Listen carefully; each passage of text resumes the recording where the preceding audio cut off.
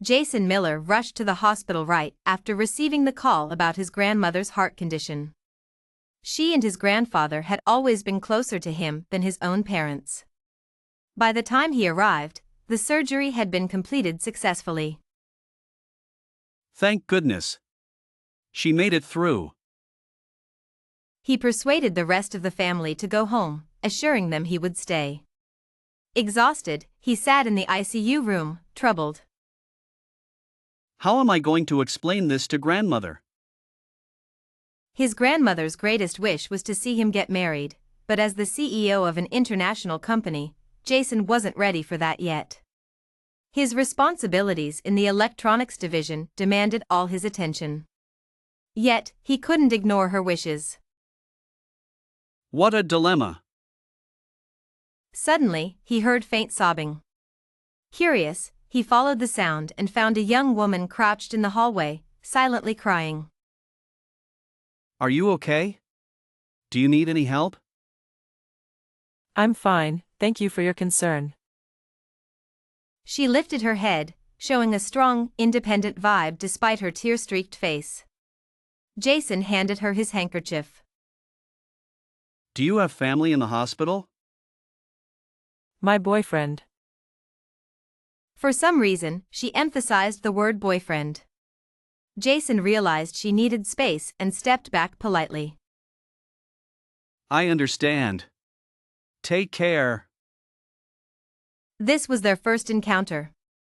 Not long after, Jason would understand why she had emphasized boyfriend so much. Every time he thought of her hospitalized boyfriend, Jason felt a chill down his spine.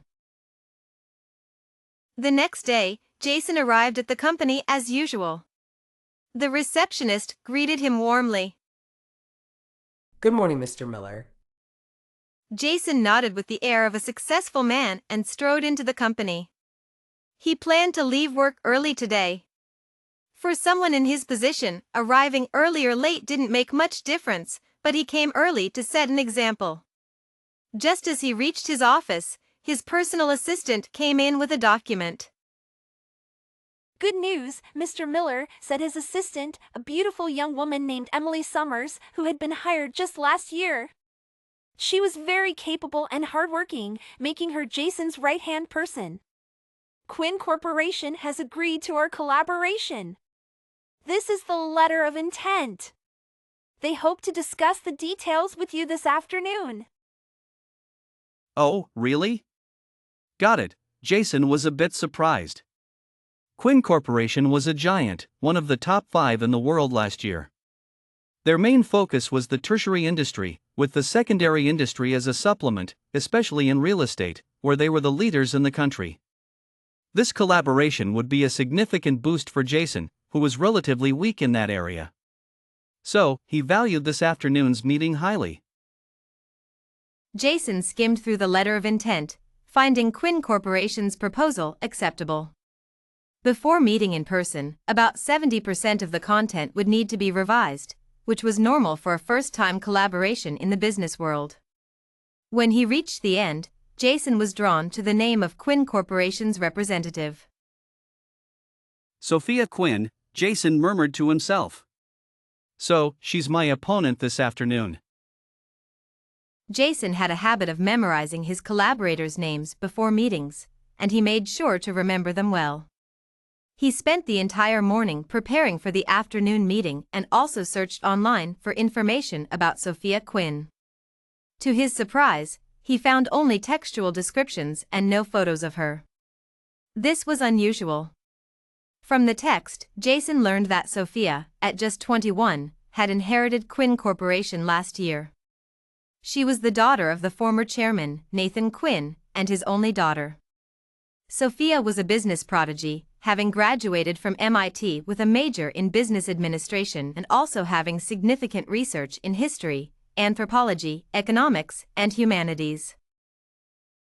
Reading about this woman, Jason knew he had met a formidable opponent. The afternoon would be challenging, he thought with a sigh. But the lack of photos puzzled Jason. He wondered if the media had overlooked this powerful woman or if Qin Corporation had intentionally kept her hidden. If it was intentional, it suggested there was more to the story, perhaps even something unlikely like her appearance. Of course, that was improbable, but other possibilities were too uncertain. Any instability was something Jason wanted to avoid. Though Jason seemed a bit timid at home, he became extremely cautious and decisive in the business arena. These contradictory traits described him perfectly. Jason always planned his every move meticulously and disliked anything that wasn't part of his plan.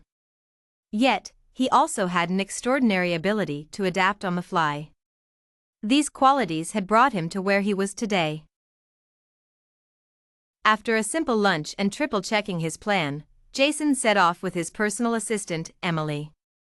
The two companies were just a 10-minute drive apart.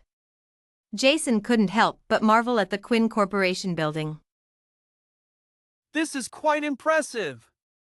A 68-story building, all privately owned. Haha, Mr. Miller, there's nothing to be envious of. Although the building is theirs, half of it is rented out. Only the 24th to 34th floors and the 48th floor to the top are theirs. They also have restaurants, a fitness center, and a large computer room with their core computer, Dawn. Security is extremely tight, even the chairman needs board approval to enter. Looks like you've done your homework. Just a bit of basic research. Jason entered the Qin Corporation building with his assistant. They were led by a charming PR woman to a meeting room on the 52nd floor. The room was luxuriously furnished with amenities like a refrigerator, a TV, and a well-stocked wine cabinet.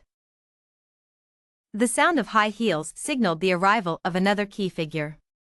Jason felt anticipation, wondering what kind of challenge awaited him. The door opened, and a faint feminine fragrance wafted in. Jason was stunned at the sight of the person who entered. She seemed equally surprised. They both spoke at the same time. It's you. Jason, usually well-mannered, was taken aback to find that Sophia Qin was the girl he had met in the hospital the previous day. Let me introduce myself. Sophia Qin, chairman of Qin Corporation. She extended her right hand politely. Hello, Jason Miller, CEO of Shangxian Corporation. He shook her hand briefly, which left a good impression on Sophia. This was their first official meeting. The negotiations went smoothly but still took over 2 hours.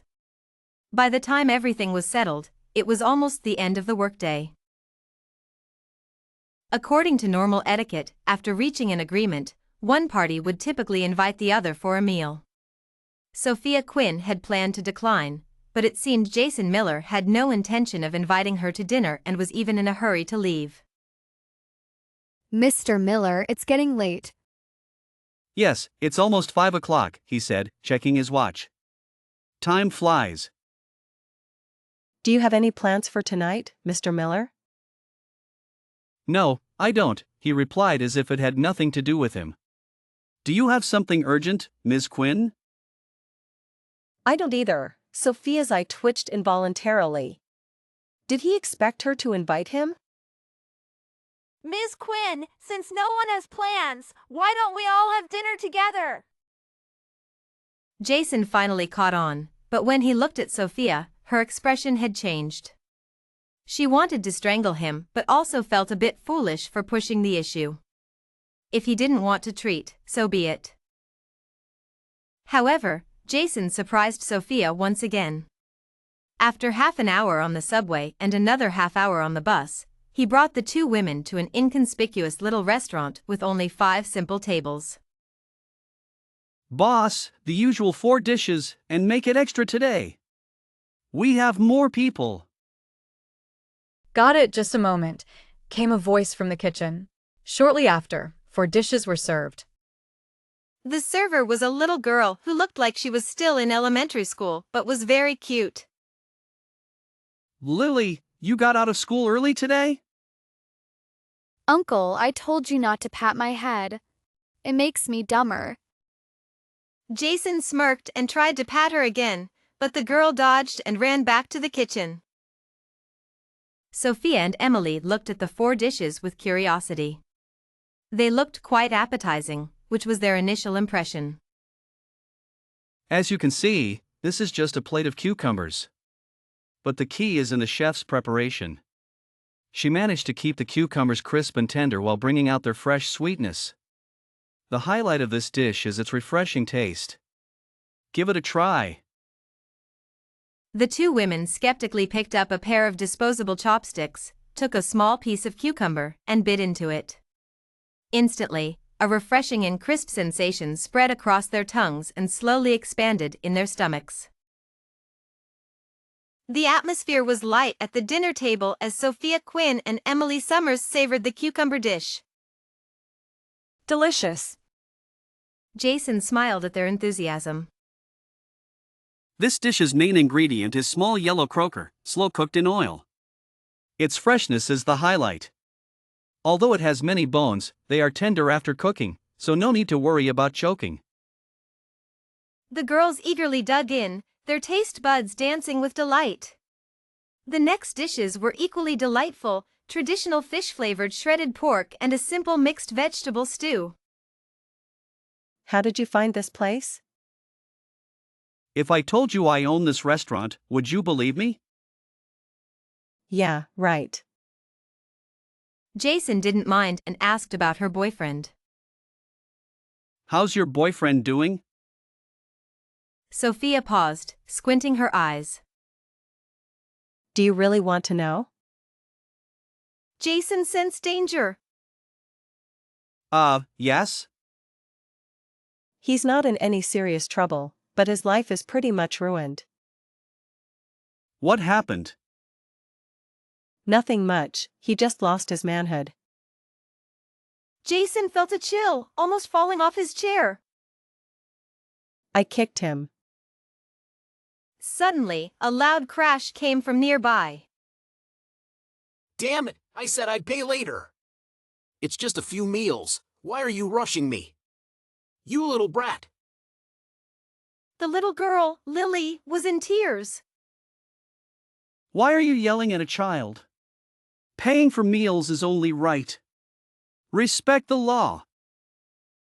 Screw you. Mind your own business. The law? I am the law.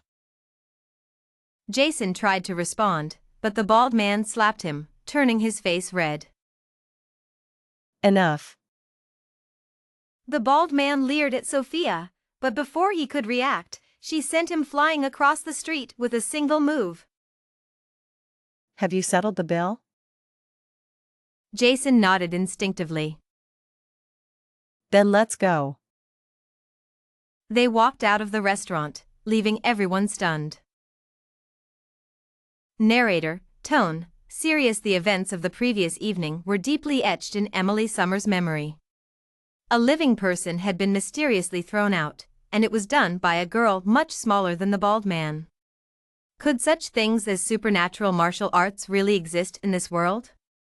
When Emily was young, she had fantasized about possessing extraordinary skills, leaping across rooftops, and fighting for justice like a revered hero. But since she turned 15 and entered high school, she realized that the human body couldn't defy gravity to lift heavy objects, and according to the laws of physics, one couldn't jump very high using just their own strength. However, what happened yesterday completely overturned Emily's beliefs because it was simply too unbelievable.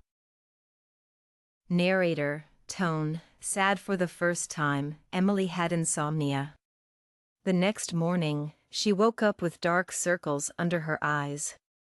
When she arrived at the office and saw her boss, Jason Miller, she was surprised to find that he looked exactly the same as usual, with no noticeable differences. The only difference was that he left work a bit earlier today. Jason had missed visiting his grandmother yesterday due to the events, so he left work early today and hurried to the hospital. Last night, Jason received a call from his sister, Olivia Miller, saying that grandmother had woken up, everything was normal, and she had been moved out of the ICU to a high-care ward for recovery.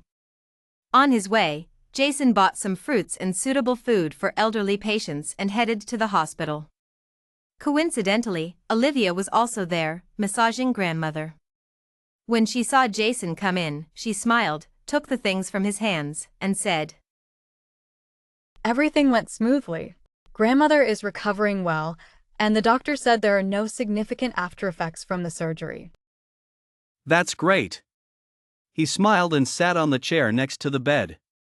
Grandmother, how are you feeling? Oh, you child, you didn't have to buy so many things. I can't eat all of this. Despite her completely white hair, it was neatly groomed.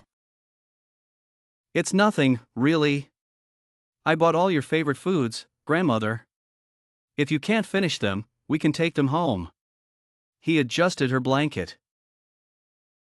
I'm just an old woman. It's just me and your grandfather at home. You and Olivia are the only ones who come to visit. How can we eat all this? Take some with you when you leave. I've eaten everything in my life. You young ones should eat more. You're still growing and working hard. Eating more will help you stay healthy. Grandmother should eat more too. You've worked hard your whole life. Now it's time for you to enjoy some peace. You two kids, but her face was full of smiles.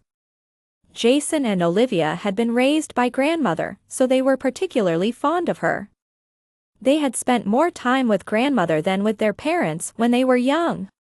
This was why the two siblings, though not blood-related, were closer than most. I'm fine, thank you for your concern, the girl replied, lifting her head. In that brief moment, she had already stopped crying and regained her composure. She glanced at Jason and used the handkerchief to wipe her tears. Do you have family in the hospital? My boyfriend. For some reason, she emphasized the word boyfriend. Oh. Jason had intended to comfort her, but her cold demeanor and distant aura made him realize she needed some space. So he politely smiled at her and stepped back. This was their first encounter. Not long after, Jason would understand why this poised young woman had emphasized the word boyfriend so much.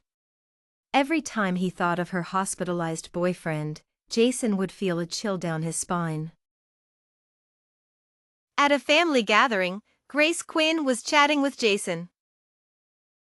Oh, dear. Daughters really do side with outsiders once they grow up. Jason sensed Grace was just making casual conversation and didn't respond. Mom, Jason and I are going to eat now. You can go home. Jason, puzzled by his sudden new girlfriend, went along with Sophia's words. Grace smiled approvingly, not scrutinizing the temporary couple too closely. Investigate this young man. I want all his details by tonight. A mysterious figure nodded and vanished. Jason and Sophia hurried out of the hospital, holding hands without realizing it. She didn't even show a bit of shyness. Sophia let go of Jason's hand casually, shattering his fantasies.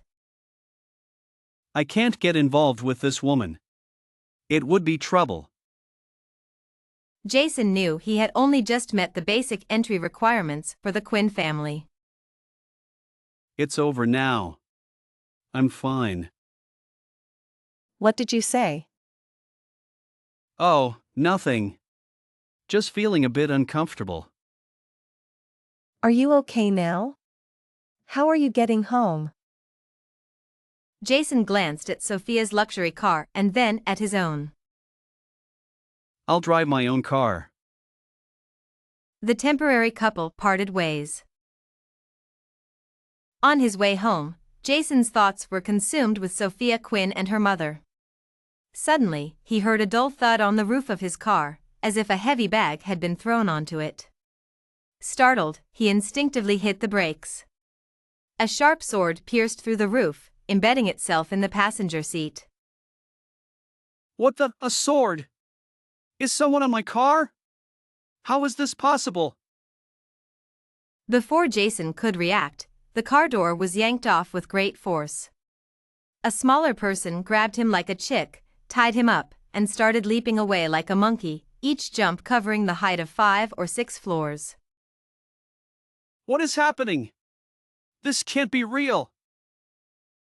The world had gone mad for Jason, as if discovering the earth was flat when he always thought it was round. Eventually, they reached a remote mountain area. Boss, I've brought the person. Jason, lying face down, couldn't see how many people were there, but he could hear multiple footsteps. Good job.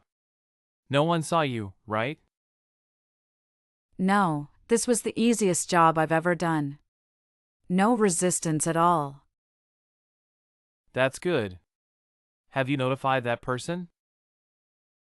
Though Jason couldn't be sure who that person was, he had a pretty good guess. Is it fun to kidnap a defenseless person? Suddenly, a voice that made Jason's heart sink and the kidnappers tremble with fear rang out. Release him now. Jason felt himself being yanked up with great force, a sharp knife placed against his neck. He saw the owner of the voice. It was Sophia Quinn. Mr. Quinn, we know we're no match for you, but your friend is in our hands. If you know what's good for you, come with us quietly, or else. The leader suddenly became extremely tense. When Sophia Quinn appeared, none of his men noticed her. He had brought all his men for this operation, and even though there were only a dozen on the mountain, he knew there were over 30 hidden sentries on the hillside. Yet, none of them had noticed her. Worse still, they might all have been taken out by this woman. I don't have much time to waste with you. You have 5 seconds to release him, name the mastermind, and each of you must disable one of your arms. Then I'll let you go. You better not do anything rash. This guy is in our hands. If you... Before he could finish, Sophia moved like a flash of lightning. In an instant, she kicked the leader who was holding Jason, grabbed Jason by the collar, and with a swift throw, sent him flying towards a tree not far away. It was a distance of dozens of meters, but Sophia's aim was precise, and Jason ended up wedged in a tree branch. The fight on the mountain started quickly and ended just as fast. The kidnappers didn't even see how Sophia made her moves before they were all lying on the ground. Each had a broken arm. Some were unconscious, like the leader, while others had additional injuries. Speak. Who sent you? Sophia's voice, though not loud, sounded like thunder to the kidnappers, waking even the unconscious ones. These men were tough, and it took Sophia nearly 10 minutes to get the information she wanted from one of the leaders. Afterward, she snorted coldly, and the kidnappers began bleeding from their mouths and noses, soon losing consciousness. Sophia glanced at Jason, who was still stuck in the tree. He hadn't fainted, which showed he had some courage. You ended them. They deserved it. But still, you shouldn't have. Shut up. Forget everything that happened today. I'm sorry, but this is not something you can get involved in. I'll find a way to make them understand that you have nothing to do with me. With that, Sophia disappeared in a flash. Watching her leave, Jason felt a pang of discomfort. He didn't know why, but he sensed a deep loneliness in Sophia. Suddenly, Jason realized he had a serious problem. He was still up in a tree, and not a short one at that. He estimated he was at least 7 or 8 meters above the ground. Jumping down would likely result in serious injury. So, in this remote mountain area, Jason's cries of distress echoed through the night. It wasn't until the early hours that he finally mustered the courage to jump down. Fortunately, just as he was about to hit the ground, the formidable Sophia Quinn returned. Using a simple yet effective technique, she caught Jason smoothly, or rather, she gently threw him to the ground. Thank goodness you're back. Otherwise, I would have been seriously hurt. We have a bit of a problem. Do you have a girlfriend? No, why do you ask? That's good. You need to become a member of the Qin family now. What? Jason was momentarily confused, not understanding what Sophia meant. My mother has already sent out wedding invitations. Our wedding is this weekend. You must be joking. Do I look like I'm joking? No. Sophia felt an urge to punch him. If it doesn't look like a joke, why ask? After a split second of thought, Jason realized that this might have to become a reality. He found it odd, they had only been mistaken for a couple by Grace Qin that afternoon, and now the wedding date was set. Even if Grace was eager for grandchildren, she wouldn't be so hasty. What's going on? From what I know, the Qin family isn't one to act so rashly. Someone leaked the news. Some nosy reporter took a photo of us holding hands at the hospital this afternoon. By tonight, our story was all over town. Now, I'm in a tight spot. I wanted to tell my mother it was fake, but now I can't. Otherwise, it won't just be me in trouble, you'll be in trouble too. How could it be this bad? It is, and there are some family dynamics she wouldn't understand. Suddenly, Sophia punched the tree that had held Jason all night. To Jason's shock, the massive tree fell. Jason slowly looked back at Sophia, who was now giving him the same look she had given the tree. Cold sweat broke out on his back. This woman might actually be capable of ending him. That was Jason's current thought. He also thought of a solution. His sudden demise would solve the problem at its root. Would she really do that? In the end, Sophia didn't harm Jason. They obediently got married that weekend. What else could they do? It was her oversight that led to this outcome. Since she had to marry someone eventually, she might as well choose someone she could control. For Jason, it was simpler. He couldn't beat Sophia. Since she had come to terms with it, he had no choice but to come to terms with it too. Being a henpecked husband wasn't so bad. Endure it, and grandmother and grandfather would be happy, and their health would improve. Besides, he wasn't entirely unwilling.